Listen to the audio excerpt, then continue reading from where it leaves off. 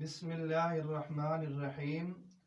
اگر کوئی آدمی فوت ہو جاتا ہے اور اس کو ابھی تک غسل نہیں دیا تو اس کے پاس بیٹھ کر قرآن مجید کی تلاوت کرنا مکروہ بھی ہے اور منع بھی ہے۔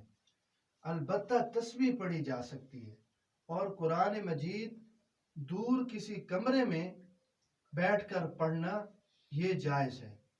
ہاں، اگر میت کو کپڑے سے ڈھانک دیا جائے تو پھر قرآن مجید کی تلاوت بلا کراہت جائز ہے، اور غسل دینے کے بعد قرآن مجید کی تلاوت کرنا اس کے پاس بلا کراہت جائز ہے۔